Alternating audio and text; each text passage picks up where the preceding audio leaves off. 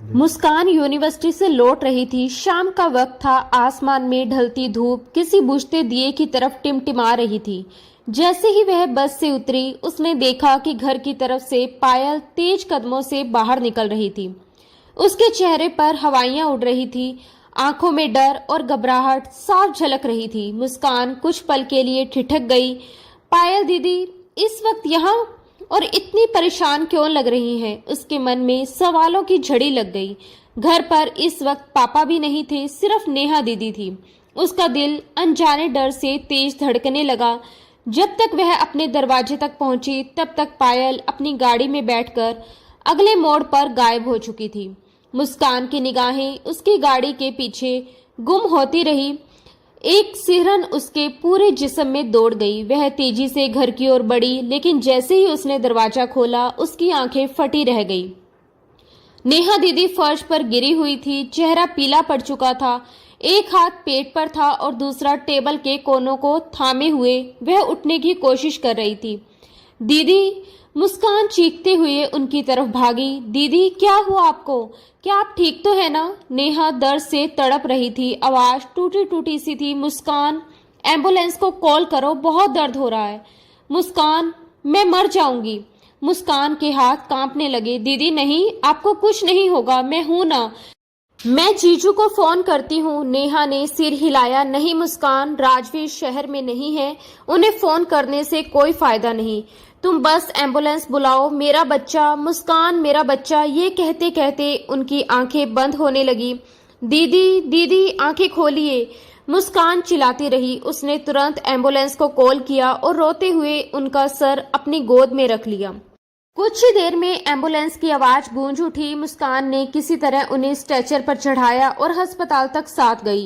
Emergency में डॉक्टरों ने तुरंत नेहा को अंदर ले लिया। मुस्कान दरवाजे के बाहर खड़ी थी। आंखों से आंसू रुक नहीं रहे थे। थोड़ी ही देर में उसके पापा भी ऑफिस से भागते चले आए। नेहा की सास इंदुजी और देवर सुनील भी वहां पहुंच चुके थे। पूरे अस्पताल में तनाव छा गया था। सबको मालूम था कि ये मामला किसी आम परिवार का नहीं है, क्योंकि राजीव आहूजा इस शहर का बड़ा बिजनेसमैन टाइकून था। नेहा वही थी जो आहूजा खानदान को वारिस देने वाली थी। अब हालात नाजुक थी। माँ और बच्चा दोनों की जान खतरे में थी। मुस्कान के कांपते होठों से सिर्फ एक ही बात निकल पा रही थी, भगवान मेरी दीदी और उनके बच्चे को बचा लीजिए। मुस्कान, ये सब कैसे हुआ? इतनी बड़ी लापरवाही नेहा कैसे कर सकती है? उसे तो पता था ना कि उसकी कोख में हमारे खानदान का अंश पल रहा है, फिर भी इतनी बड़ी लापरवाही कैसे हो गई? इंदु जी की आवाज में दर्द, गुस्सा और हैरानी तीनों एक साथ झलक रहे थे। मुस्कान के होठ थरथरा उठे। उसकी आंखों से आंसू झरझर बह रहे थे। मुझे नहीं पता आंटी, सच में नहीं पता। उसकी आवाज फटी हुई थी। मैं यूनिवर्सिटी से आई तो दीदी जमीन पर दर्द से तड़प रही थी। मैं कुछ नहीं जानती कि उनके साथ क्या हुआ था। मैं तो बस उन्हें संभालने की कोशिश कर रही थी। उसने रोते हुए अपने चेहरे को दोनों हथेलियों में छुपा लिया। इंदु जी वही माथा पकड़कर पास की कुर्सी में बैठ गई। उनकी आंखों से आंसू नहीं, पर एक गहरी थकान टपक रही थी। चारों ओर खामोशी पसरी थी। बस अस्पताल के गलियारे में लोगों की हल्की आवाजें और मॉनिटर की बीप सुनाई दे रही थी।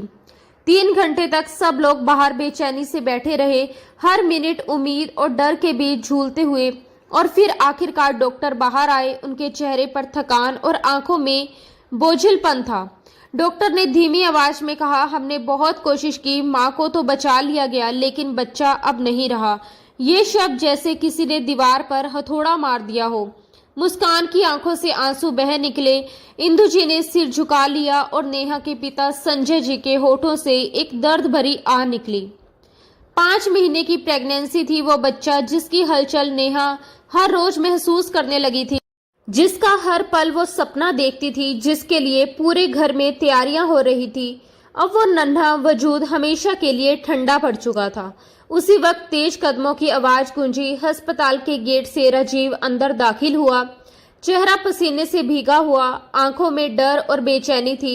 डॉक्टर, नेहा कहाँ है और मेरा बच्चा कैसा है? वह एक ही सांस में सब बोल गया, लेकिन डॉक्टर के होठों से निकले हुए शब्दों ने उसकी पूरी दुनिया उजाड़ दी। आपकी पत्नी अब सुरक्षित है, लेकिन बच्चा नहीं बच पाया। राजीव कुछ पल तक वहीं खड़ा रहा, आंखें फैल गई जैसे किसी ने उसकी सांसें खींच ली हो। फिर वह डगमगाते हुए पीछे की कुर्सी पर गिर गया। उसके हाथ कांप रहे थे, आंखें सूनी थी। उसे समझ नहीं आ रहा था कि यह सपना है या सच्चाई। जिस बच्चे के लिए उसने महीनों से तैयारी की थी, जिसके आने की मुस्कान में वह पूरा घर सजाने वाला था, वो बच्चा अब कभी नहीं आएगा। राजीव, खुद को संभालो, नेहा के पापा संजय ने आगे बढ़कर कहा। लेकिन उनकी बात पूरी होने से पहले ही इंदु जी गुस्से में फट पड़ी। संभाले कैसे? सब नेहा की गलती है। मैंने तुम्हें पहले ही मना किया था राजीव, उसे उसके मायके मत छोड़ो, लेकिन नहीं, तुमने मेरी एक बात नहीं मानी। अब देखो सब खत्म हो गया। राजीव की आंखों में लालिमा भर आई, उसकी मुट्ठियां भींच गई। उसने भारी आवाज में कहा, मैं नेहा को कभी माफ नहीं करूंगा, कभी नहीं। उसकी आवाज में टूटन थी, लेकिन लहजा पत्थर की तरह सख्त था। उसने आंखों की नमी को झटकते हुए चेहरा घुमाया और बिना पीछे देखे अस्पताल से बाहर निकल गया। वह यह जाने बिना जा चुका था कि अस्पताल के कमरे में नेहा धीरे धीरे होश में आ रही थी। आंखें खोलते ही उसने सबसे पहले जो नाम लिया वो राजीव था। उसकी आवाज में टूटन थी, बेबसी थी और एक ऐसी चाहत थी जो शायद अब अधूरी रह जाने वाली थी। वह राजीव से मिलना चाहती थी, उसके कंधे पर सर रखकर रोना चाहती थी, अपने बच्चे की मौत का गम उसी के साथ मिलकर हल्का करना चाहती थी। लेकिन किस्मत को कुछ और ही मंजूर था। राजवीर ने उसे दुत्कार दिया था, उससे नफरत करने लगा था, उसे अपने बच्चे की मौत का जिम्मेदार ठहरा दिया था। उसके दिल में गलतफहमी का जहर फैल चुका था। नेहा बिस्तर पर लेटी थी, आंखों से आंसू बहते जा रहे थे, होठ कांप रहे थे और उसकी रूह रो रही थी। उसकी दुनिया उजड़ चुकी थी, उसका बच्चा, उसका प्यार, उसका विश्वास, सब कुछ उससे छिन गया था। उसने आंखें बंद की और कमरे में बस मॉनिटर की धीमी बीप गूंज रही थी, जो अब किसी टूटे दिल की धड़कन जैसी लग रही थी। वो रोती सिसकती रह गई। राजवीर के पीछे पीछे उसकी माँ इंदु जी भी चली गई। अस्पताल की सफेद दीवारों के बीच अब सिर्फ उसकी बहन मुस्कान और उसके पापा संजय जी रह गए थे। चारों तरफ सन्नाटा पसरा था, बस मशीनों की बीप की आवाज उस सन्नाटे को तोड़ रही थी। बेबस संजय जी अपनी बेटी के पास आए। पापा, नेहा ने कांपती आवाज में पुकारा, आंखों में उम्मीद की आखिरी चमक थी। उन्होंने उसका माथा सहलाया। तुम ठीक हो बेटा? हमारे लिए बस यही सबसे बड़ी बात है। ये सुनते ही नेहा अपने आंसू रोक न पाई। पापा का हाथ कसकर पकड़ लिया। पापा, मेरा बच्चा। उसके शब्द गले में ही अटक गए। संजय जी ने आंखें बंद कर ली, आवाज में दर्द था। फिक्र मत करो बेटा, सब कुछ ठीक हो जाएगा। मगर खुद उनकी आंखों से आंसू ढुलक पड़े। मुस्कान भी पीछे खड़ी अपने आंसू पोंछ रही थी। दूसरी ओर राजवीर, जिसने ना तो मुड़कर देखा ना ही अस्पताल आया। संजय जी बेटी को डिस्चार्ज करवाकर घर ले आए, मगर नेहा के मन में अब भी एक ही सवाल था, राजवीर कहाँ है? हर दिन, हर रात, हर सांस में वो उसी का नाम दोहराती रही। दरवाजे की ओर उसकी निगाहें जमी रहती। वो आएगा, मेरे आंसू पहुंचेगा, लेकिन वो कभी नहीं आया।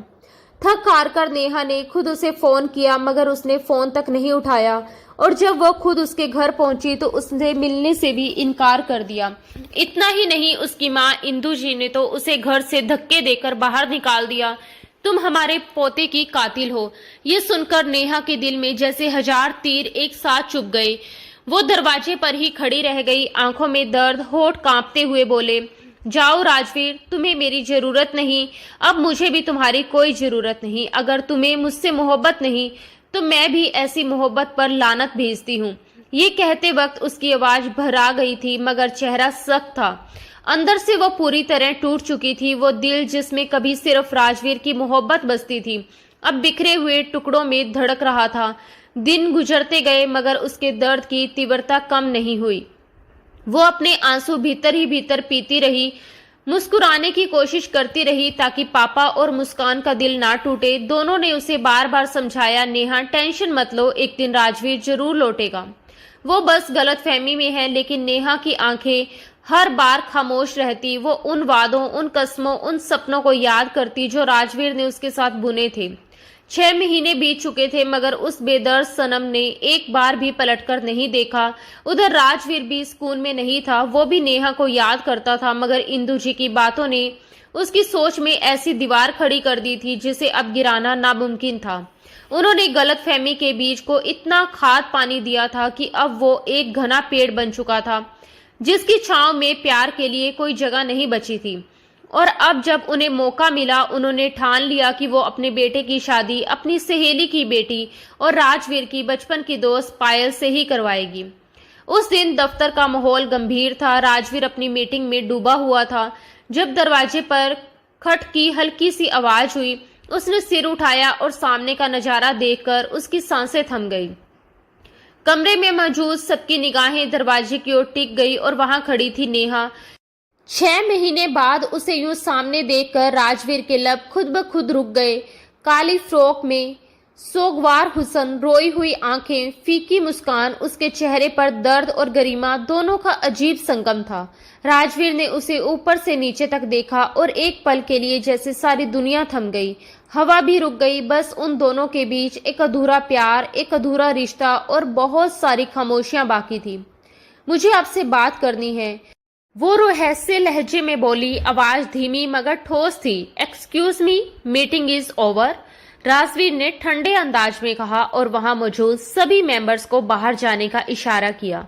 कुछ ही पलों में कमरा खाली हो गया। अब वहां बस 2 लोग थे, एक वो जो टूटी थी और दूसरा जो टूटने से बचने की कोशिश कर रहा था। राजवीर ने मेंबर्स के जाते ही अपनी सख्त निगाहें नेहा पर डाली, जबकि नेहा कुछ सेकंड उसे देखती रही, फिर धीरे धीरे उसके करीब आई। आप दूसरी शादी कर रहे हैं? उसने हिम्मत जुटाकर कहा। आवाज कांप रही थी मगर जुबान पर दृढ़ता थी। 6 महीने बाद ये पूछने आई हो? राजवीर अपनी जगह से उठते हुए ठंडे स्वर में बोला।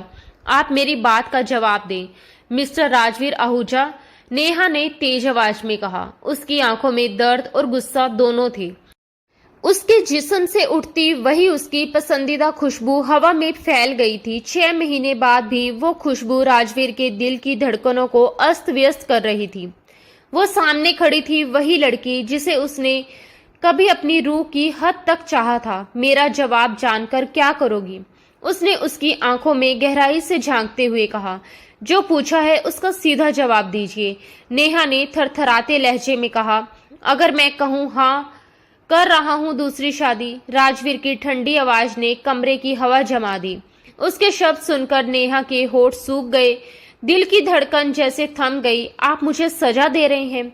वो धीमी सांस लेते हुए बोली। सजा? सजा तो हम दोनों के लिए है और शायद अब सारी जिंदगी ये सजा हमें झेलनी पड़ेगी। राजवीर की आवाज में अब थकावट थी।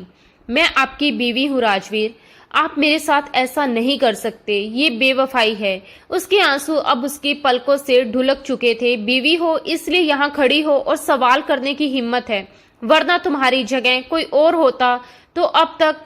राजवीर की बात अधूरी रह गई। उसने चेहरा फेर लिया और बस इतना कहा, घर जाओ। नेहा वहीं जड़ सी खड़ी रह गई। उसे यकीन नहीं हुआ यही वो आदमी था जो उसे दीवानों की तरह चाहता था, जिसकी हर सुबह उसकी मुस्कान से शुरू होती थी और हर रात उसकी बाहों में खत्म। और आज वही शख्स उसे देखना तक नहीं चाहता। इन 6 महीनों में वो कितना बदल गया था। उसकी आंखों में अब मोहब्बत की जगह सिर्फ ठंडापन था। एक गलती, बस एक गलती ने उसकी पूरी जिंदगी उजाड़ दी थी। आंखों से बहते आंसुओं ने उसकी आखिरी उम्मीद भी तोड़ दी। मैं नहीं जाऊंगी, उसने सख्ती से कहा। आपने 6 महीने से मुझसे राब्ता खत्म कर रखा है, ना मिलते हैं ना बात करते हैं। क्या सारा कसूर मेरा ही था? क्या सजा सिर्फ मुझे ही मिलेगी? अब उसकी आवाज दर्द से कांप रही थी मगर उसमें साहस भी था।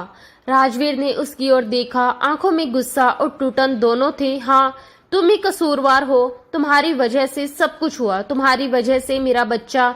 वो यकायक रुक गया, शब्द गले में अटक गए। नेहा ने उसके चेहरे पर गुस्से की तीव्र लकीरें देखी, अपने आंसू पोंछे और कड़क आवाज में बोली, तो अब आप इस बात की सजा मुझे देंगे? ठीक है, कर दीजिए दूसरी शादी, मगर दूसरी शादी से पहले आपको मुझे छोड़ना होगा। राजवीर का चेहरा सख्त हो गया। अपनी जुबान संभालो नेहा, अगर दोबारा ऐसी बात मुंह से निकाली तो जान ले लूंगा तुम्हारी। उसने गुस्से में नेहा का बाजू पकड़कर झंझोरा। एक पल को दोनों की आंखें आपस में टकराई जैसे आग और पानी का संग्राम हो।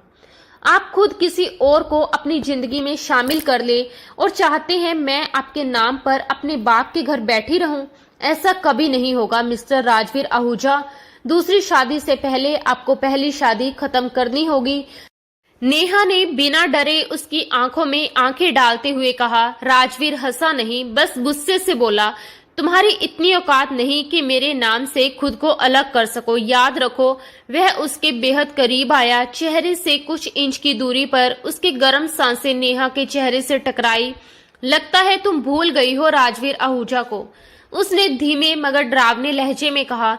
मैं कुछ नहीं भूली, लेकिन आप सब भूल गए हैं। मेरा गुनाह क्या इतना बड़ा था कि इतनी सख्त सजा दे रहे हैं? और अगर सजा देनी है तो फिर दोनों को मिलेगी। नेहा ने गुस्से में अपना हाथ छुड़ाते हुए दरवाजे की ओर कदम बढ़ाए। राजवीर ने गुस्से में अपने बालों में हाथ फेरा और उसके पीछे लपका।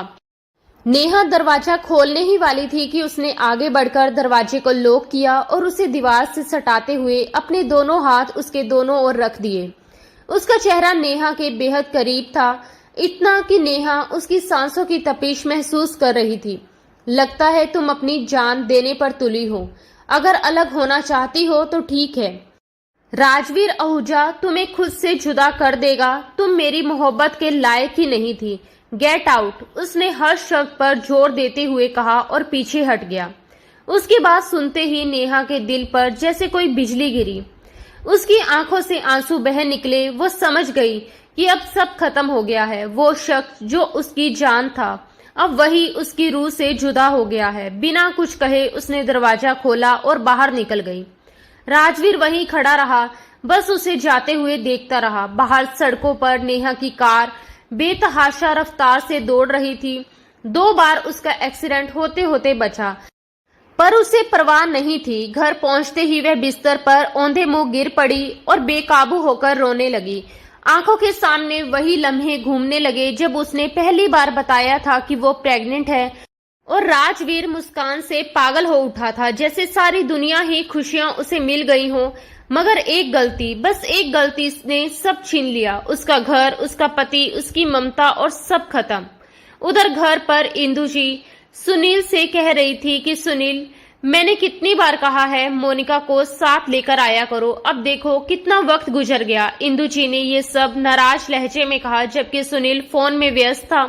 वो बोला भी नहीं, बस नजरें घुमाई। उसने मन ही मन सोचा, मैं उसकी जिम्मेदारी क्यों लूं? मोनिका इंदु जी की खास सहेली की बेटी थी, जो हाल ही में अपनी यूनिवर्सिटी बदलकर इंदु जी के घर के पास वाली यूनिवर्सिटी में पढ़ने आई थी। उसके माता पिता अपनी बड़ी बेटी के पास गए हुए थे, जिसकी डिलीवरी में कुछ दिक्कतें थी, इसलिए मोनिका को उन्होंने इंदु जी के पास छोड़ दिया था। वो लड़की थोड़ी जिद्दी थी और अपने हिसाब से जीती थी। हेलो आंटी, मोनिका की आवाज सुनकर इंदु जी ने मुड़कर देखा। अच्छा हुआ बेटा तुम आ गई, मैं बस खाना खाने लगी थी, तुम भी फ्रेश होकर आ जाओ। इंदु जी मुस्कुराते हुए बोली और किचन की तरफ चली गई। मोनिका ने सुनील को देखा। कितने अफसोस की बात है, मैं वहां तुम्हारा इंतजार करती रही और तुम आराम से घर आ गए। तुम्हें जरा सा भी एहसास नहीं कि मैं कैसे घर पहुंची? मोनिका ने दुख और गुस्से से भरे स्वर में कहा। सुनील ने बिना किसी भावना के उसकी तरफ देखा और बोला, मैं तुम्हारा एहसास क्यों करूं? कोई ठेका नहीं लिया मैंने तुम्हें लाने ले जाने का, अपने आने जाने का खुद इंतजाम करो, उसने बाहें चढ़ाते हुए कहा। फिर मोबाइल पॉकेट में डाला और अपनी जगह से उठकर कमरे की ओर बढ़ गया। मोनिका को उसकी बात पर गहरा अफसोस और झुंझलाहट हुई। वह उसके पीछे आई और तेज लहजे में बोली, जरूरी नहीं जिनका ठेका लिया जाए सिर्फ उनकी मदद की जाए, कभी कभी इंसानियत के नाते भी इंसान किसी की मदद कर देता है। बात करते करते वह अनजाने में उसके कमरे तक चली गई थी। सुनील पलटा, उसकी आंखों में सख्ती उतर आई। वह समझ गया कि मोनिका किस बात पर तंज कस रही है। तुम होती कौन हो मुझे ये सब कहने वाली? अपने काम से काम रखो और आउट ऑफ माई रूम, उसने बेहद रुखे अंदाज में कहा। मोनिका ने चारों तरफ नजर घुमाई तो सचमुच उसे एहसास हुआ कि वह गुस्से में बहस करते करते उसके कमरे तक आ पहुंची थी। शर्मिंदगी से उसका चेहरा लाल पड़ गया। उसने एक नजर सुनील पर डाली, होंठ भींचे और बिना कुछ कहे बाहर निकल आई। पीछे से सुनील ने गुस्से में दरवाजा जोर से बंद कर दिया। शाम को मुस्कान यूनिवर्सिटी से लौटकर सीधा अपनी बहन नेहा के कमरे में गई, जहां नेहा मुंह लपेटकर आंसू बहा रही थी। नेहा दीदी, क्या हुआ? आप ठीक तो है ना? मुस्कान ने परेशान होकर बहन के माथे पर हाथ रखते हुए पूछा। मुस्कान ने उसे उठाते ही गले से जकड़ लिया और दोनों फूट फूट कर रोने लगी। मुस्कान ने द्रवित होकर पूछा, प्लीज दीदी मुझे बताओ ना, क्या हुआ? तुम इस तरह क्यों रो रही हो? नेहा ने गले से उसे दूर करते हुए धीमे स्वर में कहा, वो दूसरी शादी कर रहे हैं। मुस्कान ने गहरी सांस भरी और वह अपनी दीदी को चुप करते हुए वह कमरे से बाहर चली गई। अगले दिन जब मुस्कान अपनी यूनिवर्सिटी गई तो उसे वहां पर सुनील मिला। वह भी मुस्कान की यूनिवर्सिटी में ही पढ़ता था। राजवीर की शादी की बात को लेकर मुस्कान सुनील से बहस करने लगी। मुस्कान ने गुस्से में सुनील को कहा, राजवीर पायल से दूसरी शादी करने जा रहा था। हद होती है बेशर्मी की। तुम्हें शर्म संकोच नाम की कोई चीज पता है? सुनील दांत पीसकर उसे घूरता रहा, अपनी जुबान संभालो। सुनील भड़क उठा और आगे बढ़ा, लेकिन उसके दोस्तों ने उसे रोक लिया। लेकिन मुस्कान रुकने को तैयार नहीं थी। क्या कर लोगे तुम? अपने भाई की करतूत को रोक पाओगे क्या? वह अपनी पत्नी होते हुए दूसरी शादी करने जा रहा है। उसकी चीख ने सारी हदें लांघ दी। अक्सर अपनी आदतों की वजह से परेशानी झेलने वाली मुस्कान फिर भी अपनी गलतियों से सीखती नहीं थी। खबरदार, अगर मेरे भाई के बारे में एक शब्द भी गलत कहा तो मुंह तोड़ दूंगा तुम्हारा। सुनील गुस्से में बेकाबू होते हुए बोला। उसकी आंखों में आग थी और हाथ गुस्से में मुक्का बने कांप रहा था। लेकिन मुस्कान बिल्कुल नहीं डरी। उसने तड़पते हुए कहा, लानत है तुम पर, एक गलत फैसले का साथ देते तुम्हें शर्म आनी चाहिए। सुनील पलटकर बोला, यू नो, पहले मुझे भी लगता था कि भाई का फैसला गलत है, लेकिन अब मुझे लगता है कि उनका फैसला 100% सही है। सुनील की दहाड़ इतनी तेज थी कि मुस्कान एक पल को सहम गई। उसकी आंखों में पानी उतर आया। मुस्कान, चलो यहाँ से। उसकी एक दोस्त ने उसे बाजू से पकड़ा और वहां से हटाना चाहा। तभी पीछे से एक आवाज आई, सुनील प्लीज, छुट्टी हो गई है तो आओ घर चलते हैं। अचानक एक लड़की ने आते ही सुनील की कलाई थाम ली। उसके चेहरे पर हल्की मुस्कान थी। मुस्कान की निगाहें तुरंत उस हाथ पर पड़ी जो सुनील की कलाई पर था, और सुनील जो गुस्से में मुस्कान को घूर रहा था, उसे एहसास तक नहीं हुआ कि मोनिका उसकी कलाई पर अपना हाथ रखे खड़ी है।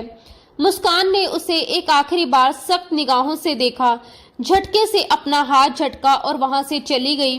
उसके जाते ही बाकी सभी स्टूडेंट भी चुपचाप वहां से हट गए। क्या हुआ सुनील, कुछ मिस कर दिया मैंने? मोनिका ने शरारती मुस्कान के साथ आंखें चमकाते हुए पूछा। उसी पर सुनील की नजर अपने कलाई पर पड़ी तो उसने झटके से मोनिका का हाथ हटाया। दूर रहकर बात किया करो मुझसे, उसने ठंडे और सख्त लहजे में चेतावनी दी और बिना कुछ कहे गुस्से में वहां से निकल गया। मुस्कान, मेरी बात तो सुनो, कहाँ जा रही हो? उसकी दोस्त मोना ने मुश्किल से उसे रोका। वो भी अपने भाई जैसा है, बेवफा है वो। इतनी जल्दी तो मौसम भी नहीं बदलते जितनी जल्दी ये दोनों भाई बदल गए हैं।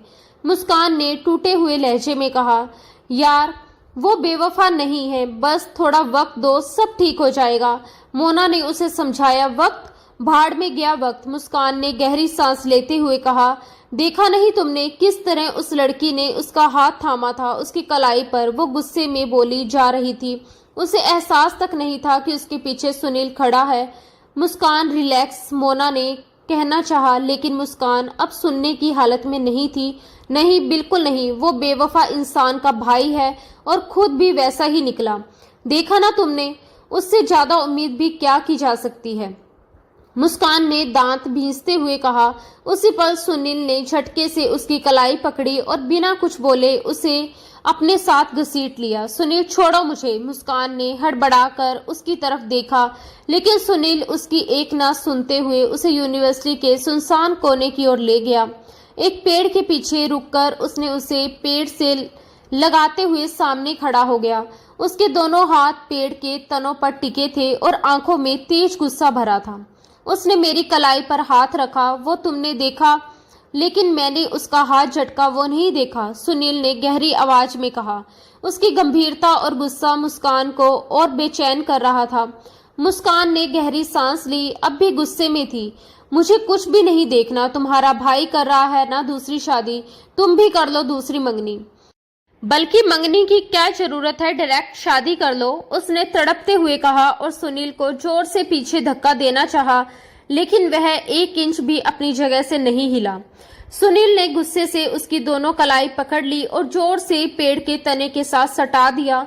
उसकी आंखों में भयंकर क्रोध था। बहुत ही गुस्सा भर गया है ना तुम्हारे अंदर, किसी की भी नहीं सुनती हो तुम, वह कहते हुए उसकी कलाइयां कसकर दबोच रहा था ताकि उसे थोड़ी सी तकलीफ भी पहुंचने लगे। छोड़ो मेरा हाथ, जालिम इंसान, दर्द हो रहा है मुझे, मुस्कान ने माथे पर बल डालते हुए घूर कर कहा। मुझे भी बड़ा धक्का लगा था यहाँ दिल में जब तुमने बिना सोचे समझे सबके सामने इतना कुछ कह दिया था। सुनील का अंदाज ठंडा था, फिर भी गुस्से से लबरेज, और वही ठंडापन मुस्कान के रूह तक उतर जाता था। जब सुनील गुस्से में था तो मुस्कान को उससे डर नहीं लगता था, पर जैसे ही उसके शब्दों में वही ठंडापन घुलता, मुस्कान के हाथ पांव सुन्न भी हो जाते थे। सुनील, अब की बार उसकी आवाज धीमी थी। नहीं, ऐसे नहीं, पहले वाले अंदाज में ही बात करो, वही सूट करता है। सुनील ने उसे झटकते से अपने सीने से लगाया तो मुस्कान की जान पर बन आई।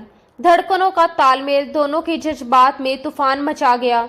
लोगों की निगाह में एक मंगेतर है, लेकिन हकीकत में हमारा संबंध कितना गहरा है ये हमसे बेहतर कोई नहीं जान सकता। अपनी नाक को उसके नरम नाजुक गाल पर रगड़ता वह पल भर में उसके गाल लाल कर गया था और उसी स्पर्श के साथ मुस्कान के पूरे जिस्म में जैसे करंट सा दौड़ गया था। उनके बीच की नजदीकियों में एक अनकहा एहसास फिर से जाग उठा। वह दोनों दुनिया की नजरों से छिपकर शादी कर चुके थे, लेकिन मुस्कान की इज्जत की खातिर सुनील ने अपनी मां इंदु जी को किसी तरह मुस्कान के लिए मना लिया था। अब सबके सामने वे मंगेतर के रूप में ही जाने जाते थे। जानबूझकर उन्होंने अपनी शादी की सच्चाई छुपाई थी, कहीं इंदु जी नाराज ना हो जाएं, ये सोचकर, और आज तक किसी को इसका जरा सा भी अंदाजा नहीं होने दिया। सुनील हमेशा ऐसे ही उसे चुप करवा देता था, वरना मुस्कान द ग्रेट को चुप करवाना नामुमकिन था।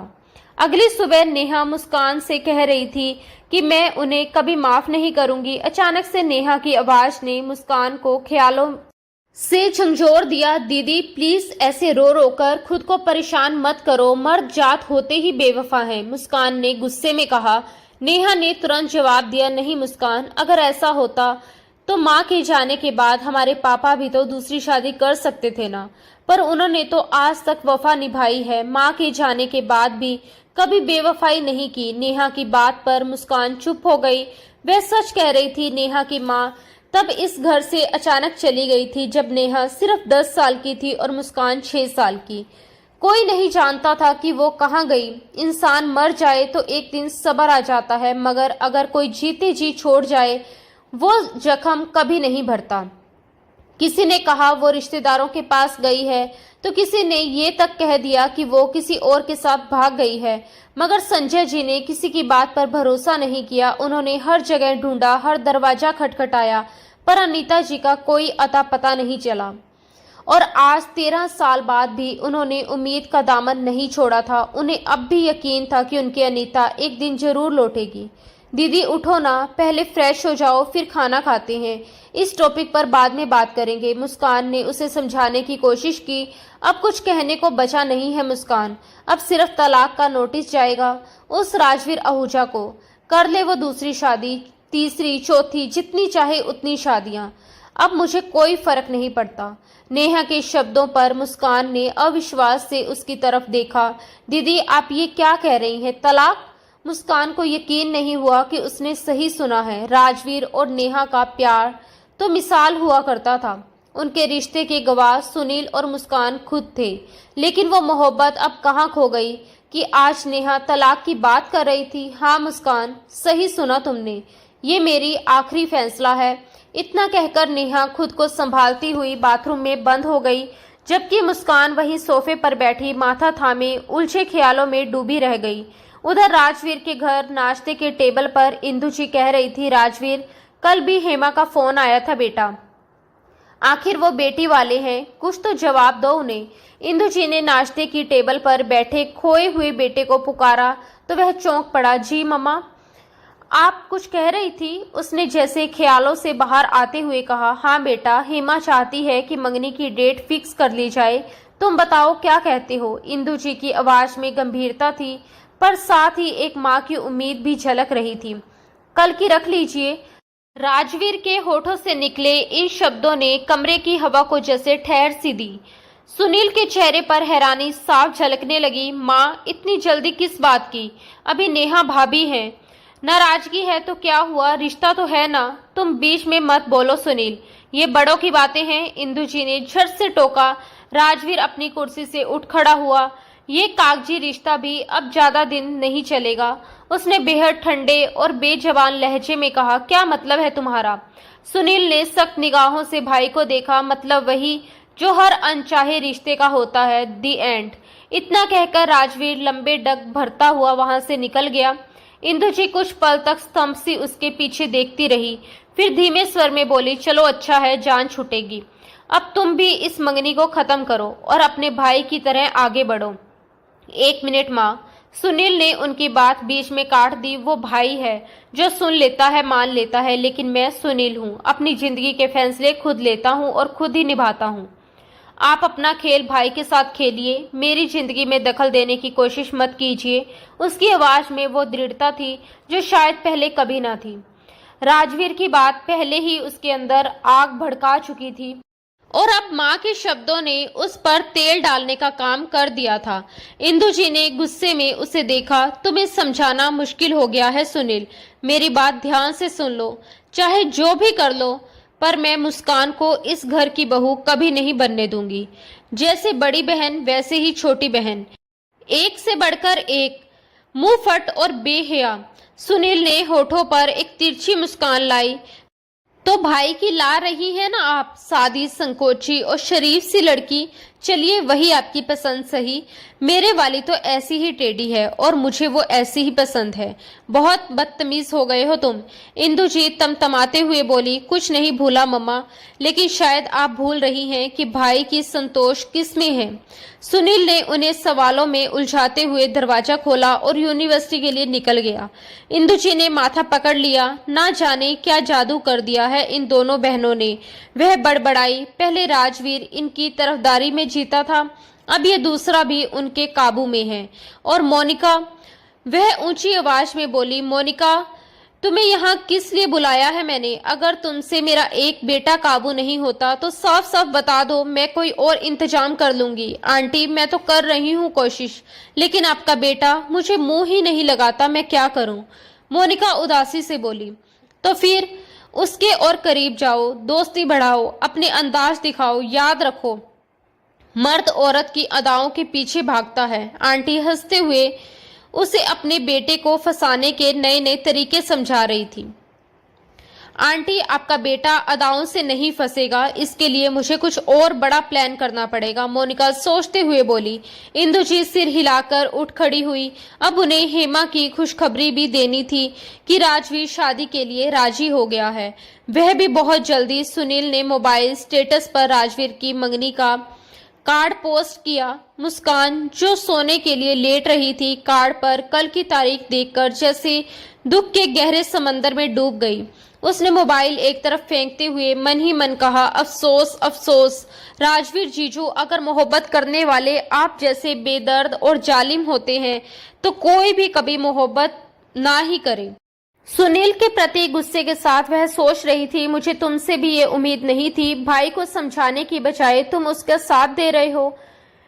बुज़दिल इंसान कहीं के। उसके दिमाग में हर बात उथल पुथल मच रही थी। पायल की बच्ची तो बहुत खुश होगी, उसके मन की हर मुराद पूरी हो गई, लेकिन पता नहीं दीदी क्या चाहती है। सब कुछ सच सच राजवीर जीजू को बता क्यों नहीं देती।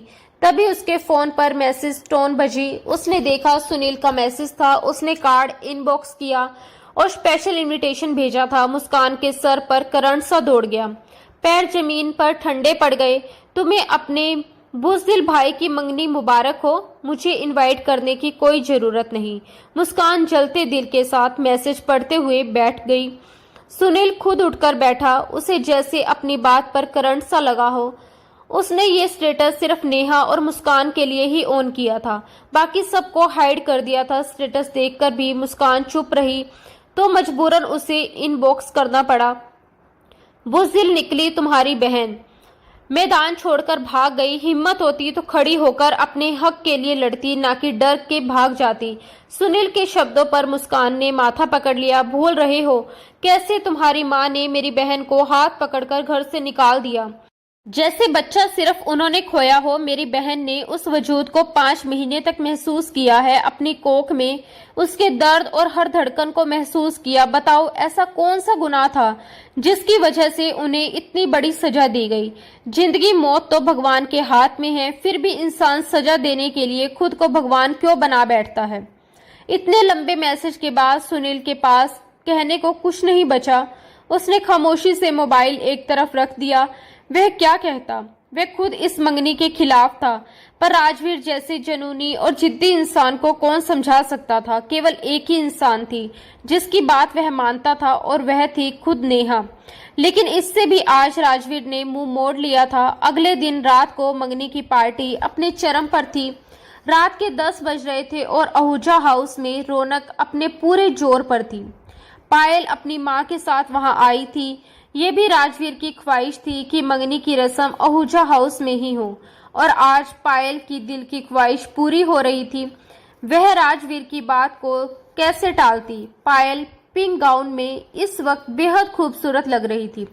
सभी मेहमान आ चुके थे, बस राजवीर का इंतजार था, जो अब तक अपने कमरे से बाहर नहीं निकला था। इंदु जी बुरी तरह परेशान होकर बोली, सुनील जाओ देखो राजवीर कहाँ रह गया। अचानक नेहा अपनी बहन मुस्कान के साथ गाड़ी में बैठकर आहूजा हाउस के बाहर पहुंच जाती है। आप एक बार फिर सोच ले दीदी, हम पापा को बताकर भी नहीं आए हैं। अगर उन्हें पता चला तो उन्हें बुरा लगेगा। अभी आप अंदर जाने की जिद कर रही हैं, आप वह सब देख भी नहीं पाएंगी। मुस्कान को अपनी बहन की तकलीफें सीने पर महसूस हो रही थी। यही तो देखना है मुस्कान, वह किस तरह मेरे सामने किसी और का हाथ थामेगा, फिर उसे रिंग पहनाएगा। नेहा की आवाज में ठहराव था। वैसे भी यह वही रिंग है जो राजवीर ने मुझे मेरी एंगेजमेंट पर दी थी। ये रिंग मैं पायल को गिफ्ट कर दूंगी ताकि वह इसे पहनकर अपनी जिंदगी की नई शुरुआत कर सके। जब मैं उसके मंगनी में आई हूँ तो खाली हाथ आना बुरा लगता है ना। वह बेताबी में कुछ इस तरह बोल रही थी मानो पागलपन और ठोस इरादे दोनों एक साथ समा गए हों। मुस्कान को अपनी बहन की हालत देखकर दिल भारी हो गया। मैं भी तुम्हारे साथ चलती हूँ, मुस्कान ने कहा और गाड़ी से उतरने को तैयार हुई। नेहा ने उसे रोका, नहीं मुस्कान, तुम नहीं, आज ये मेरी अकेली की जंग है, मुझे ही लड़ना है। तुम यहीं मेरा इंतजार करो, मैं जल्दी लौट आऊंगी। कहकर नेहा उसे वहीं छोड़कर सामने बड़े गेट की ओर बढ़ गई और अंदर घुस गई। ये वही घर था जहां 1 साल पहले वह दुल्हन बनकर आई थी, और आज उसकी जगह लेने कोई और आ गई थी। नेहा चलते हुए सीधा स्टेज के पास पहुंची। वहां राजवीर आहूजा खड़ा था, तालियों की गूंज में पायल को रिंग पहनाता। नेहा ने दिल बड़ा करके तालियां बजा दी। उसकी आंखें गिरे कांच जैसी नम थी, लेकिन चेहरे पर मुस्कान थी, एक जख्मी मुस्कान। मासूम चेहरा, फरेबी निगाहें, लबों पर हंसी और दिल में दर्द। नेहा ने माइक उठाया और उसकी आवाज पूरे हॉल में गूंज गई। राजवीर और सबकी निगाहें उस पर टिकी थी। मेरे दोस्त, जिसे यहाँ तुम्हारे जैसा दुश्मन चाहिए ही नहीं। उसने गाने के बोल बोलते हुए माइक एक तरफ रख दिया और स्टेज की ओर बढ़ गई। वहां एक खामोशी छा गई। बहुत बहुत बधाई हो मंगनी की। नेहा ने दोनों को देखते हुए मुबारकबाद दी। इंदु जी स्तंभ रह गई, जबकि राजवीर की तेज निगाहें उसी पर टिकी थी। कुछ गिफ्ट नहीं लाई, लेकिन ये लो। उसने अपनी उंगली में रिंग पकड़कर पायल की तरफ बढ़ा दी। मेरी तरफ से गिफ्ट, अब इस पर तुम्हारा हक है। लेकिन इससे पहले कि पायल रिंग लेती, राजवीर ने उसके हाथ से झपटकर रिंग ले ली और उसे गुस्से से घूरने लगा। नेहा ने आंसुओं के गोले हलक में अटके महसूस किए वह रुक नहीं सकी। शिकवा भरी निगाहें राजवीर पर डालते हुए वह घर की बैक साइड की ओर चली गई। राजवीर सब कुछ छोड़कर उसके पीछे दौड़ा। इंदु जी ने उसे पुकारा लेकिन वह अनसुनी करता तेज कदमों से नेहा के पीछे गया। नेहा नहीं जानती थी कि वह कहाँ जा रही है, बस उसे अब कुछ वक्त अकेले रहना था। जैसे ही वह पीछे के दरवाजे की ओर बढ़ी, राजवीर ने फौरन उसे बाजू से पकड़कर अपनी तरफ खींच लिया। वह सीधा उसके सीने से टकराई। गहरी सांस भरते हुए वह राजवीर को बेगानेपन से देखने लगी। राजवीर को उसके ऐसे देखने पर तकलीफ हुई। लीव मी, वह गुस्से में चिल्लाई। राजवीर ने उसका हाथ सख्ती से थाम लिया। बिना कुछ बोले उसे अपने कमरे में ले गया। दरवाजा लॉक करते हुए उसने उसकी तरफ घूरा। क्यों आई हो यहाँ? वही ठंडा गंभीर अंदाज, बिल्कुल भी शर्मिंदगी नहीं। नेहा जैसे पागल हो गई थी। उसने दोनों बाजुओं से उसे पीछे धकेलने की कोशिश की लेकिन राजवीर ने उसकी दोनों कलाइयों को पकड़ लिया और उसे अपने करीब खींच लिया। क्यों मुश्किलें बढ़ा रही हो अपने और मेरे लिए? वह गंभीर आवाज में कह रहा था और नेहा का दिल तेजी से धड़कने लगा।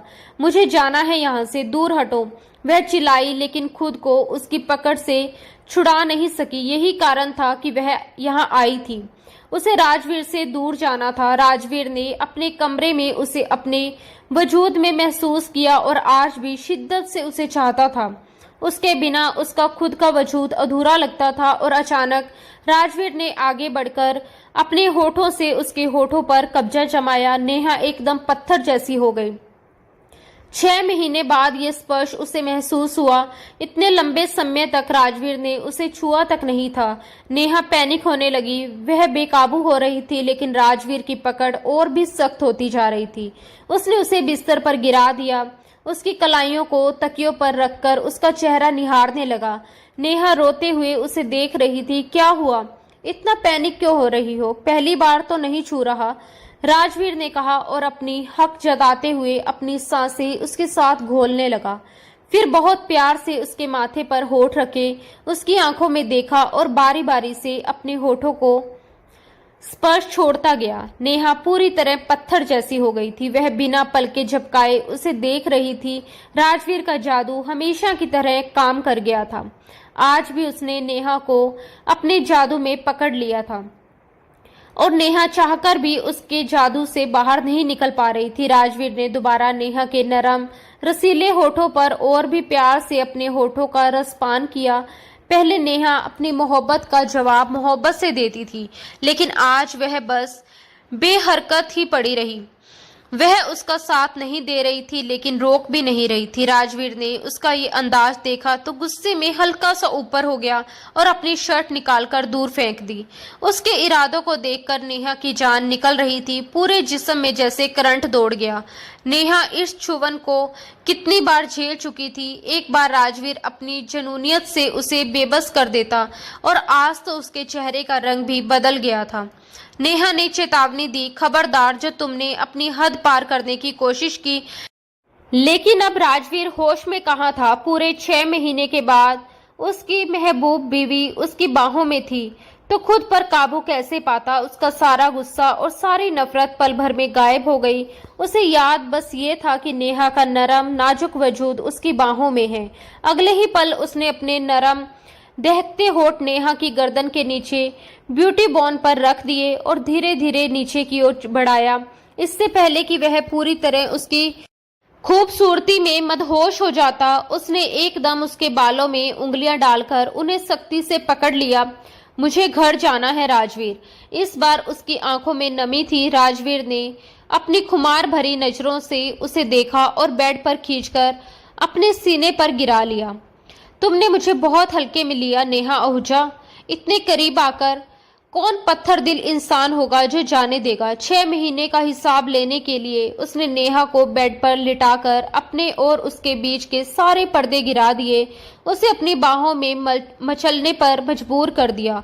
मैं इस सब के लिए आपको कभी माफ नहीं करूंगी। नेहा अपने चेहरे को उसके सीने में छुपा गई। आप बहुत बुरे हैं, बहुत बुरे। राजवीर ने लाइट ऑफ करते हुए उसके दोनों कलाइयों को अपनी पकड़ में लिया। मेरी पत्नी हो, मैं तुम पर हक रखता हूँ, माफी मांगूंगा भी नहीं। उसने अपनी बात कहकर उसे मदहोश कर दिया। नेहा के दिल की धड़कनें तेजी से बढ़ने लगी। उसकी हर हरकत नेहा की जान पर बन रही थी। 6 महीने के बाद उसकी जान उसे मिली थी और वह अपनी जान को अपने शरीर में पूरी तरह समा लेना चाहता था। काफी देर हो चुकी थी और नेहा अभी तक वापस नहीं आई थी। मुस्कान गाड़ी में बैठी उसका इंतजार कर रही थी। उसने गाड़ी आहूजा हाउस से थोड़ी पीछे एक बड़े पेड़ के नीचे खड़ी की थी ताकि गाड़ी पेड़ की छाया में छिपी रहे। रात का वक्त था, इसलिए सड़क पर अकेले गाड़ी खड़ी करना उसे ठीक नहीं लगा। वह बार बार नेहा को कॉल कर रही थी लेकिन नंबर बंद जा रहा था। हे भगवान, दीदी कहाँ रह गई? वह परेशान होकर बुदबुदाई, क्या करूं? राजवीर को कॉल लगाऊं या सुनील को? वह उलझन में थी। कुछ देर सोचने के बाद उसने सुनील को कॉल लगा दी। उधर सुनील राजवीर को नेहा का हाथ थामे अपने कमरे की तरफ जाते और फिर कमरे का दरवाजा बंद करते देख चुका था। यह सब देखकर उसके चेहरे पर एक अजीब सी मुस्कान आई थी। तभी उसने मोबाइल स्क्रीन पर मुस्कान की कॉल देखी और तुरंत रिसीव किया। बोलो मुस्कान, उसने सहजता से कहा। दीदी कहाँ है? मुस्कान ने गुस्से में कहा। मुझे क्या पता, मुझसे क्यों पूछ रही हो? सुनील ने लापरवाही से जवाब दिया। देखो सुनील, ज्यादा नाटक मत करो। मुझे पता है दीदी आहूजा हाउस के अंदर है। मैं उनके साथ ही आई थी। कब से बाहर वेट कर रही हूँ लेकिन वो वापस नहीं आई। मुस्कान ने सख्त लहजे में कहा। क्या कहा तुमने? तुम बाहर हो? वक्त देखा है, आधी रात हो रही है। सुनील ने घड़ी देखते गुस्से से कहा। मुझे लेक्चर मत दो, बस दीदी को भेजो। मुझे उनकी चिंता हो रही है। तुम्हारी दीदी वहीं है जहां उन्हें होना चाहिए, लेकिन लगता है तुम्हें थोड़ी डोज चाहिए। सुनील ने ताना मारा। उसके बाद सुन, मुस्कान ने गुस्से में मोबाइल को घूरा। मुझ पर अपनी अकड़ मत दिखाया करो, डरती नहीं मैं तुमसे, समझे? उसने तिल मिलाकर कहा और कॉल काट दी। आ गया बड़ा मुझे सीधा करने वाला। वह बड़बड़ाई और मोबाइल डैशबोर्ड पर पटक दिया। संजय जी शहर से बाहर थे, वरना मुस्कान इस तरह घर से अकेले कभी न निकलती। अब उसे गाड़ी में बैठे बैठे डर सा लगने लगा था। दीदी को एहसास तो होना चाहिए, कोई ऐसे छोड़कर जाता है क्या? वह खुद से बड़बड़ा रही थी। तभी उसकी गाड़ी के पास किसी के कदमों की आहट सुनाई दी। मुस्कान घबराकर जल्दी से सारे दरवाजे लॉक करने लगी, पर हड़बड़ाहट में एक दरवाजा अनलॉक हो गया। कुछ पल सन्नाटा रहा। उसने आसपास देखा पर कोई नहीं था। तभी उसने सुनील को कॉल करने के लिए मोबाइल उठाया ही था कि अचानक फ्रंट सीट का दरवाजा खुला और कोई अंदर आ गया। डर के मारे मुस्कान के हाथ से मोबाइल छूटकर नीचे गिर गया। वह चीखते हुए दरवाजे से जा लगी। जब उसने देखा कि वो सुनील था तो एक पल के लिए उसके होश उड़ गए। सुनील के चेहरे पर वही शरारती मुस्कान थी। क्या हुआ डार्लिंग, इतना डर गई? मैं तो तुम्हें बहादुर समझता था, पर तुम तो डरपोक निकली। सुनील ने मुस्कुराते हुए कहा। मुस्कान दरवाजे से चिपकी बैठी थी, कुछ बोल नहीं पा रही थी। मुस्कान, आर यू ओके? उसने उसके चेहरे की घबराहट देखकर नरमी से पूछा, पर वह खामोश रही। ये एक्सप्रेस ट्रेन आज चुप क्यों है? सुनील ने मजाक में कहा और हाथ बढ़ाकर उसके गाल को छूने की कोशिश की, पर मुस्कान ने झटके से उसका हाथ हटा दिया। बेवकूफ, ऐसे कौन करता है? उसने डर और गुस्से के मिले जुले भाव से कहा। सुनील ने उसकी यह हरकत नजरअंदाज की और मुस्कुराते हुए उसके पीछे हाथ डालकर उसे अपनी गोद में खींच लिया। अचानक हुए इस स्पर्श में मुस्कान ने घबराकर उसकी कॉलर पकड़ ली। सुनील ने उसके चारों ओर बाहें कस ली और उसे अपनी गोद में बिठा लिया।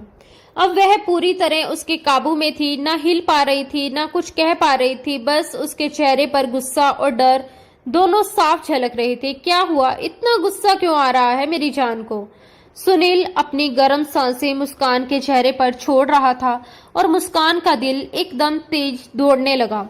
गुस्सा तो कहीं सो गया था, उसकी जगह सुनील की कुर्बत ने ले ली थी। छोड़ो मुझे, वह कसमसाई और सुनील ने अचानक उसकी नाजुक कमर पर जोर से चुटकी काट दी, इतनी तेज कि दर्द से उसका चेहरा लाल हो गया।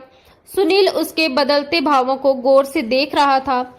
ये वही मुस्कान थी जो बदला लेकर छोड़ती नहीं थी, और अब उसने उसके कॉलर को पकड़कर अपने होठ उसकी गर्दन की तरफ टिकाए, अपनी गर्म सांसें वहीं छोड़ दी। मुस्कान ने आंखें बंद कर उस पल को महसूस किया। शायद सोच रही थी कि अब वह अपने नरम होठों से उसकी गर्दन छुएगी, लेकिन अनजाने में उसने अपनी ताकत दिखाते हुए सुनील की गर्दन पर दांत मार दिए। एक झटका सुनील को लगा, पर वह भी इसे उसकी मस्ती भरी मोहर समझ बैठा और दर्द को मीठा महसूस किया। मुस्कान पीछे हटते हुए हंसी। सुनील ने उसके बालों में हाथ डाले और होठों से उसे चूम लिया। आज पहली बार वह उसे इतनी नजदीकी से बेबस कर रहा था। छोटी छोटी शरारतें तो अक्सर करते थे, पर अब हद पार करने की हिम्मत भी होने लगी थी। मुस्कान चिल्लाकर खुद को छुड़ाने की कोशिश कर रही थी, पर सुनील ने कमर कसकर पकड़ रखा था। वो हिल भी नहीं पा रही थी। उसकी कुरकुराती सांसों को चुराकर वह हल्का पीछे हटा और मुस्कान के खून से रंगे होठों पर आधा मुस्कान सा फेंका, मानो कह रहा हो तुम मुझसे जीत नहीं सकती, बहुत बुरे हो तुम। मुस्कान ने अपनी हथेली से होठ पोंछे। तुम मेरा स्पर्श मिटा नहीं सकते, बस करो सुनील, मैं अब तुम्हारी जान ले लूंगी अगर तुमने आगे कुछ भी किया तो। पर सुनील ने गले में बाहें डालकर उसकी बातों का आनंद लिया और कहा, ठीक है, तरीका मैं बताऊंगा। वह प्यार से उसकी नाक से अपनी नाक रगड़ते हुए बोला, आई हेट यू। मुस्कान गुस्से में थी, पर उसी बेबसी पर उससे आंसू आ रहे थे। क्यों रो रही हो? सुनील ने उसकी आंखों में बहते आंसू देखे। मैं दीदी के पास जाना चाहती हूँ, पता नहीं वो कहाँ है और मुझे यही सब रुला रहा है। उसकी बात ने सुनील का दिल चीर दिया। उसकी आंखों का रंग बदल गया। अब चेहरे पर मोहब्बत नहीं, सर्दी और बेइंतहा दर्द था। उसने चुप्पी भंग कर मुस्कान को सख्ती से सीट पर धकेल दिया। गहरी सांस लेकर गाड़ी से उतर गया। मुस्कान घबराकर उसके पीछे निकली। सुनील रुको, वह चिल्लाई, पर वह रुकने को तैयार नहीं था। मुस्कान उसके सामने खड़ी होकर समझा रही थी। उसने उसका मतलब गलत लिया। तुम्हें मेरा स्पर्श बुरा लगता है, मेरा करीब आना बुरा लगता है, मेरी मोहब्बत को तुम गाली दे रही हो और कह रही हो मैंने गलत मतलब निकाला। उसने आंखों में भरकर चिल्लाया और दोनों के बीच अब लफ्जों की जंग ही बाकी थी। मुस्कान की आंखें आंसुओं से भीग चुकी थी। उसके सीने में दर्द का सैलाब उमड़ रहा था। उसने कुछ सोचने या समझने का वक्त ही नहीं लिया, बस अचानक ही आगे बढ़ी और सुनील के होठों पर अपने होठ रख दिए। एक पल के लिए वक्त जैसे थम गया, हवा भी रुक गई थी और चारों तरफ एक गहरा सन्नाटा छा गया था। उस एक पल में उसकी सारी बातें, सारे शिकवे, सारी उलझने जैसे उसी चुंबन में समा गई थी। अगले ही पल वह झटके से पीछे हटी, खुद से नजरें चुराती हुई, पर सुनील ने उसे फिर खींचकर अपने सीने से लगा लिया। उसकी पकड़ में इतना दर्द था, मगर इतना ही अपनापन भी। सुनील की आंखों में अब गुस्सा नहीं, एक अजीब सी नरमी थी।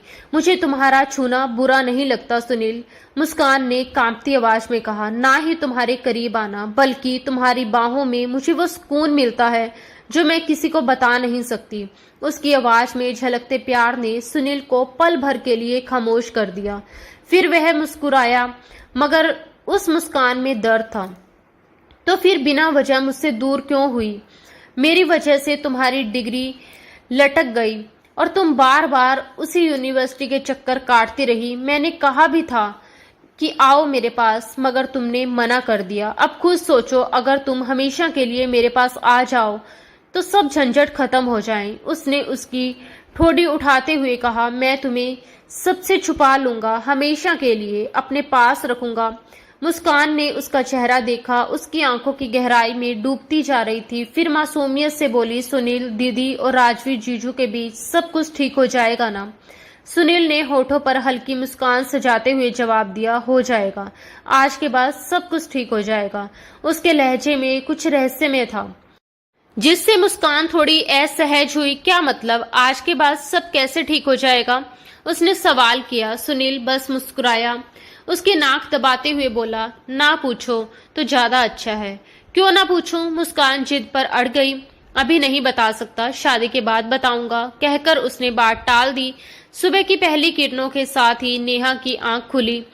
उसके पास राजवीर गहरी नींद में सोया था। रात के सारे पल एक एक करके उसकी आंखों के सामने तैरने लगे। उसकी सांसें भारी हो गई, आंखें भर आई। धीरे से उठकर वह बाथरूम गई। आईने में खुद को देखकर उसकी आंखों में नमी उतर आई।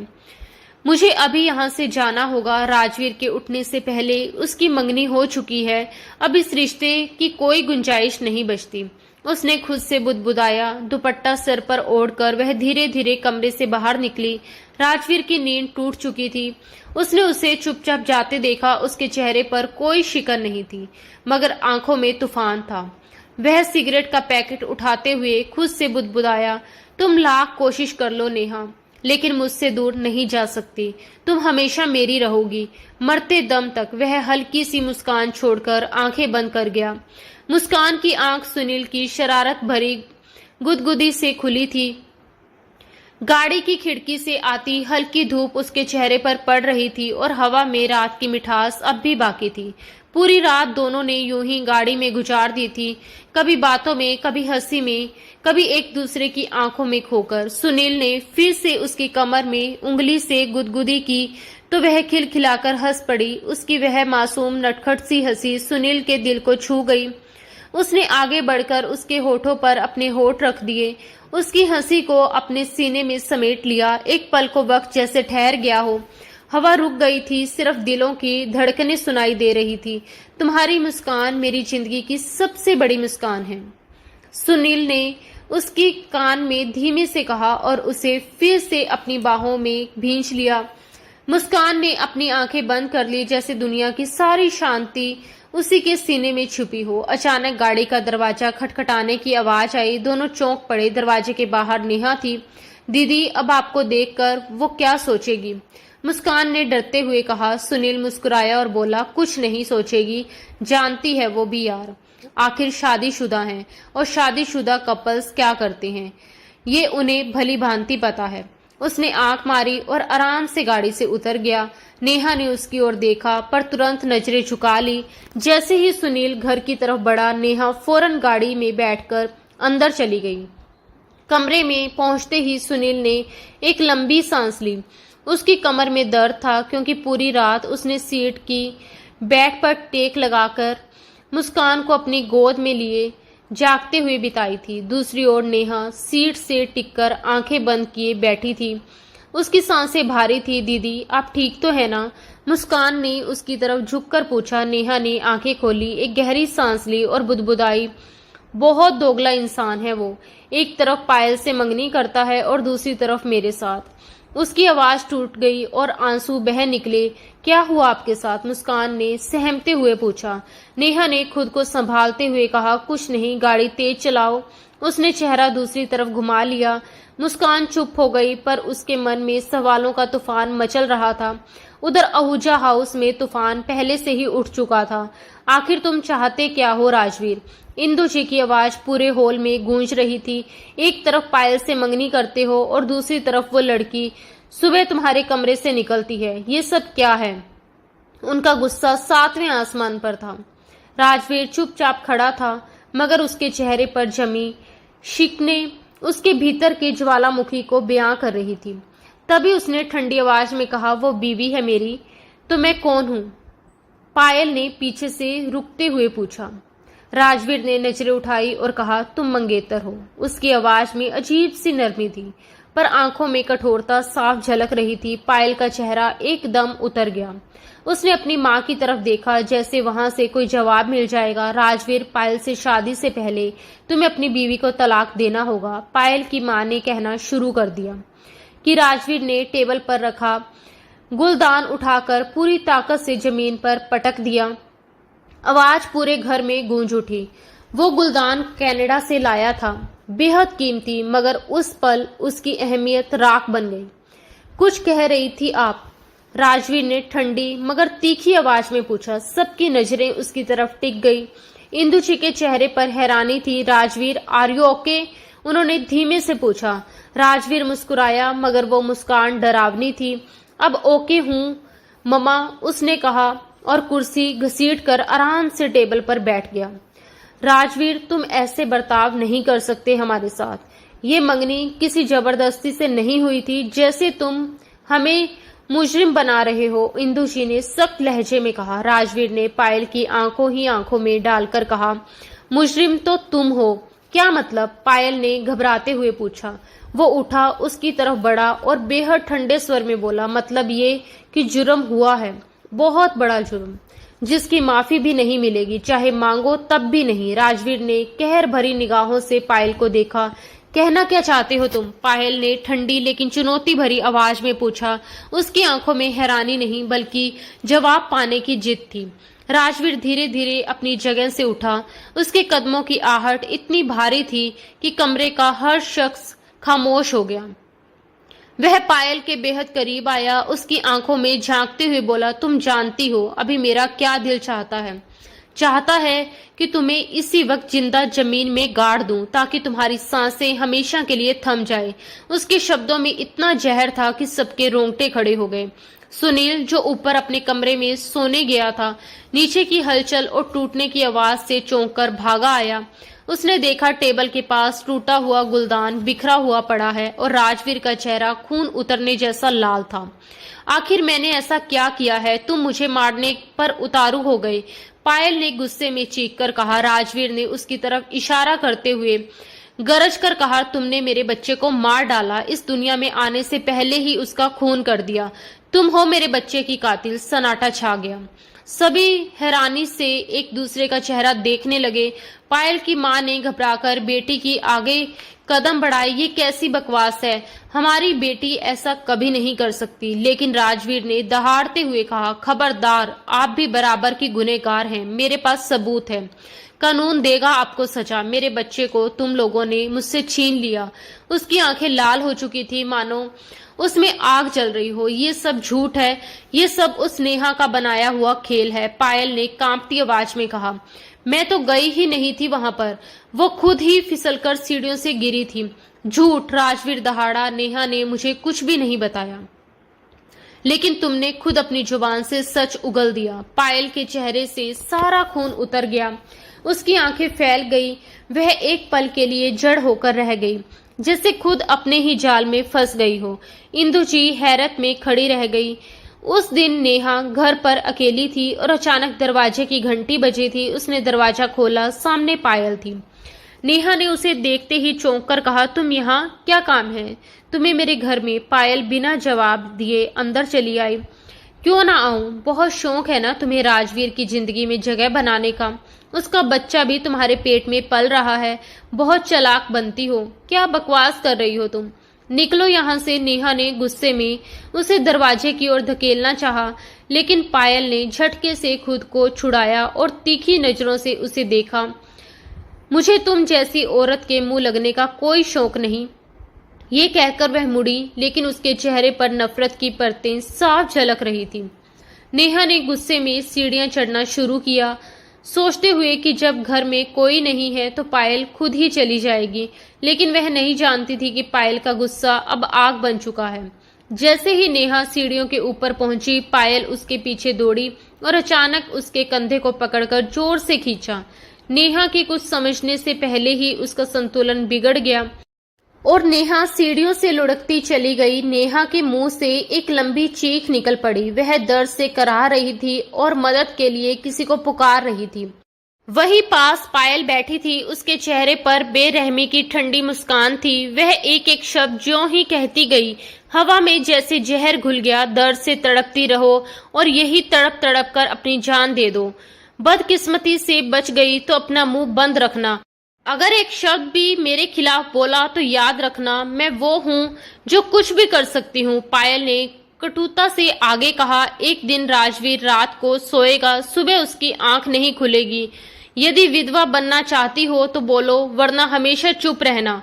नेहा अपना दर्द बर्दाश्त करते हुए उस पत्थर दिल लड़की को देख रही थी जो पूरी तरह निर्दयी और बेरहम लग रही थी। उसे अब साफ समझ आ गया था कि जब पायल राजवीर को हासिल नहीं कर पाएगी तो वह किसी भी हद तक जा सकती है, यहाँ तक कि किसी की जान लेने से पीछे नहीं हटेगी। नेहा का दिल कांप उठा था। उसके पूरे शरीर में थरथराहट दौड़ रही थी, लेकिन पायल वहां से निकल चुकी थी। यह सब नेहा ने किसी से साझा नहीं किया था, केवल मुस्कान ही इस राज की जानकारी रखती थी। मुस्कान को भी नेहा ने कसम दी थी कि वह किसी को इस राज की भनक नहीं लगने देगी और सही समय आने पर पायल के खतरनाक इरादों की चेतावनी जरूर देगी।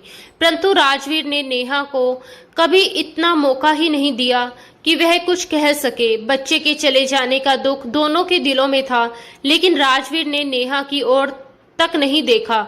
नेहा ने ठान लिया कि अब ये राज सिर्फ उसके पास रहेगा कि उसके बच्चे का कातिल कोई और नहीं बल्कि पायल ही है। पर दुर्भाग्यवश ये राज खुल गया। सुबह जब नेहा अपने कमरे से बाहर निकली, थोड़ी ही देर बाद राजवीर भी कमरे से बाहर आया। वह गेस्ट रूम के पास से गुजरते हुए माँ और बेटे की बातचीत सुन गया, जिसमें पायल बिना किसी डर के कह रही थी उसने नेहा और राजवीर के बच्चे को मारकर अपने लिए रास्ता साफ कर लिया है। राजवीर ने वह सारी बातें ध्यान से सुनी और उसे तुरंत समझ आ गया कि पायल कितनी खतरनाक और चालाक है। उसने ये सारी बातें रिकॉर्ड भी कर ली थी ताकि बाद में इसका सबूत उसके पास रहे। राजवीर, मेरी बात सुनो, ये सब झूठ है, गलत है, ऐसा कुछ नहीं है, प्लीज मेरी यकीन करो। पायल की आवाज कांप रही थी। उसकी आंखों में डर और बेबसी दोनों थे। वह अपनी बेगुनाही साबित करने की कोशिश में चीख रही थी, चिल्ला रही थी, पर राजवीर पर जैसे अब किसी बात का असर नहीं रहा था। उसका चेहरा पत्थर सा सख्त और दिल पूरी तरह टूटा हुआ था। उसकी आंखों में सिर्फ धोखे और दर्द की परतें दिखाई दे रही थी। वह पहले ही पुलिस को फोन कर चुका था। कुछ ही देर में पुलिस वहां पहुंची और बिना देर किए पायल और उसकी मां को हिरासत में ले लिया गया। बेटा, कुछ तो ख्याल करो, पायल तुम्हारी बचपन की दोस्त है, उसी के नाते मेरे बारे में थोड़ा सोच लो। पायल की मां ने कांपते हाथों से राजवीर को सामने हाथ जोड़ दिए। उनकी आवाज में विनती थी, डर था और एक मां का दर्द भी। पर राजवीर अब किसी को सुनने की हालत में नहीं था। उसने ठंडी नजरों से उन्हें देखा और धीमे लेकिन दृढ़ स्वर में कहा, अगर मुझे नुकसान पहुंचाने की कोशिश की होती तो शायद माफ कर देता, लेकिन मेरी नेहा और मेरा होने वाले बच्चे को नुकसान पहुंचाया गया और उसके लिए मैं आप लोगों को कभी माफ नहीं कर सकता। इंस्पेक्टर साहब, ले जाइए इन्हें। राजवीर का गला रूंध गया था, पर उसने अपनी कमजोरी किसी को नहीं दिखाई। पुलिस जब पायल और उसकी मां को लेकर चली गई तो उसके भीतर का सारा गुस्सा, दर्द और टूटन जैसे एक साथ बाहर आ गए।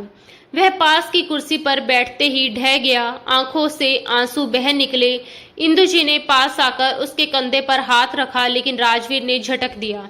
शायद उसे अभी किसी का सहारा नहीं चाहिए था। तभी सुनील उसके पास आया। उसने अपने भाई को उस हालत में देखा तो तुरंत उसके सामने घुटनों के बल बैठ गया। भाई, जो होना था हो गया। हर काम में भगवान की मर्जी होती है। अब जो बीत गया है उसे बदला नहीं जा सकता। बस अब नेहा को घर ले आओ। ये घर उन्हीं का है। उनके होने से ही ये घर घर लगता है और मुझे पूरा यकीन है वो आने से मना नहीं करेंगी। सुनील ने उसका हाथ थामा और उसे समझाने की कोशिश की। राजवीर ने सुनील की तरफ देखा। उसकी आंखों में दर्द, गलानी और पश्चाताप था। इंदु जी भी बोल उठी, सुनील ठीक कह रहा है राजवीर, बहुत ज्यादती कर दी हमने नेहा के साथ। अब वक्त है अपनी गलती सुधारने का। हमने उसे बहुत दुख दिए, बहुत बार तोड़ा है। अब उसे छोड़ने का वक्त है, उससे माफी मांगने का वक्त है। कहते कहते उनकी आंखों से आंसू बह निकले। राजवीर अब भी खामोश था, लेकिन उसके भीतर कुछ टूट चुका था और शायद कुछ बदल भी रहा था। उधर नेहा घर लौटते ही अपने कमरे में चली गई थी। पूरे दिन किसी ने उसे बाहर नहीं देखा। शाम तक वह कमरे में बंद रही, जैसे हर बात, हर दर्द अपने भीतर समेट लेना चाहती हो। तभी मुस्कान को अपने पापा का फोन आया। वो कुछ ही देर में पहुंचने वाले थे। मुस्कान ने राहत की सांस ली और तुरंत नेहा के कमरे में गई। वहां पहुंचते उसने देखा कि नेहा अपना सामान पैक कर रही थी। ये देखकर मुस्कान हैरान रह गई। दीदी, ये क्या कर रही हैं आप? अचानक ये सब क्यों? उसने हैरान होकर पूछा। नेहा का चेहरा थका हुआ था, आंखें सूजी हुई थी और आवाज बेहद धीमी। वह बिना कुछ बोले बस कपड़े बैग में रखती रही। मुस्कान ने आगे बढ़कर उसका हाथ थाम लिया। अभी ऐसा मत करो प्लीज, जब तक पापा घर नहीं आ जाते मैं आपको कहीं नहीं जाने दूंगी। उसने उसके हाथ से बैग छीन लिया। मुझे मत रोको मुस्कान, मैं यहाँ एक मिनट भी नहीं रह सकती, मैं अपनी फीलिंग्स नहीं बता सकती, प्लीज मत रोको। नेहा ने मुस्कान के हाथ से अपना बैग छीना और कदम बाहर की ओर बढ़ाए। वह हॉल तक पहुंची ही थी कि सामने से उसके पिता संजय जी के साथ राजवीर अंदर आए। गुस्से से नेहा ने बैग जमीन पर फेंका और मुंह फेरकर खड़ी हो गई। मुझे नहीं लगता कि वह तुम्हारी बात मानेगी राजवीर, संजय जी ने अपनी बेटी को गुस्से में देखकर कहा। आप मुझे एक मौका तो दीजिए, मैं मना लूंगा उसे। राजवीर ने संजय जी को फोन पर सारी बात बता दी थी, इसलिए अब वे दोनों ही घर आए हुए थे।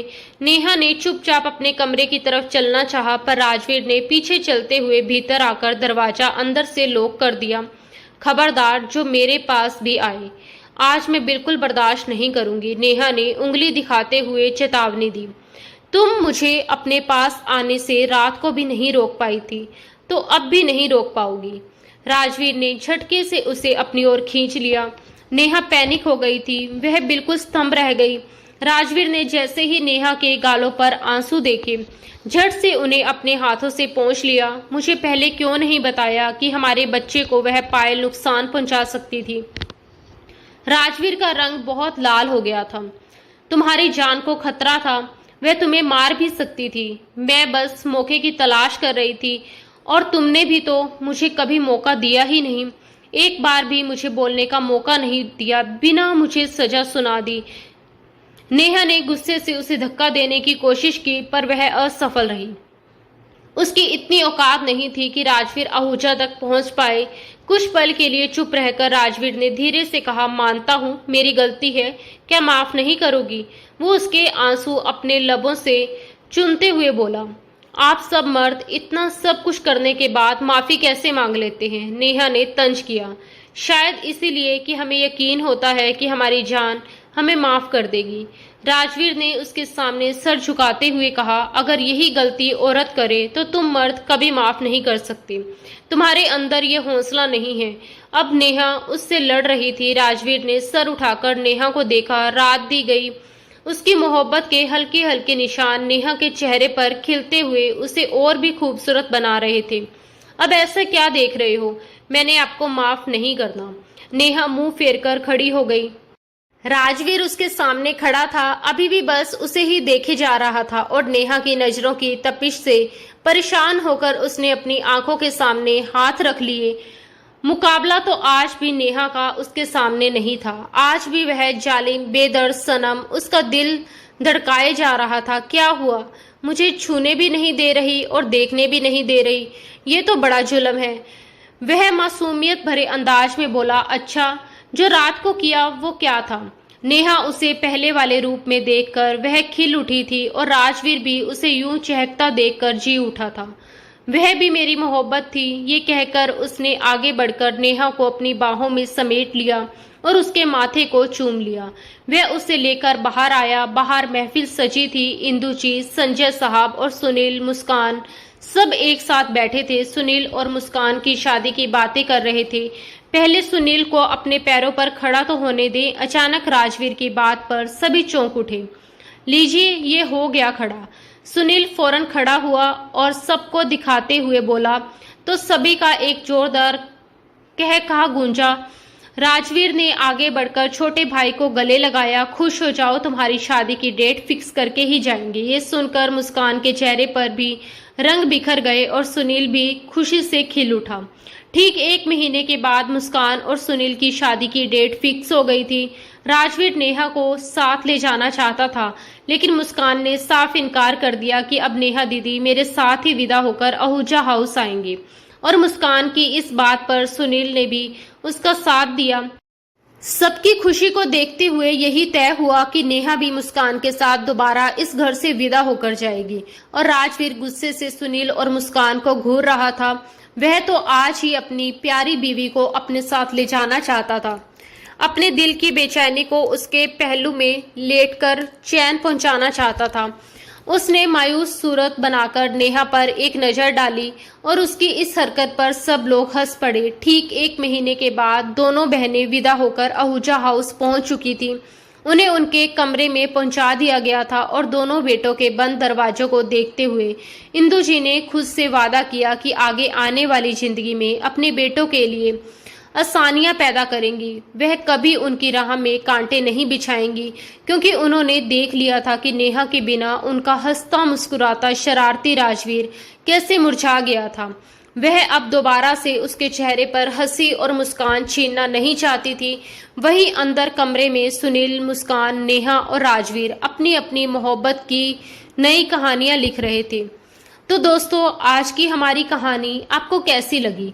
अपनी राय कमेंट बॉक्स में जरूर बताएं। अगर आपको कहानी पसंद आई हो तो प्लीज़ इसे लाइक करना ना भूलें।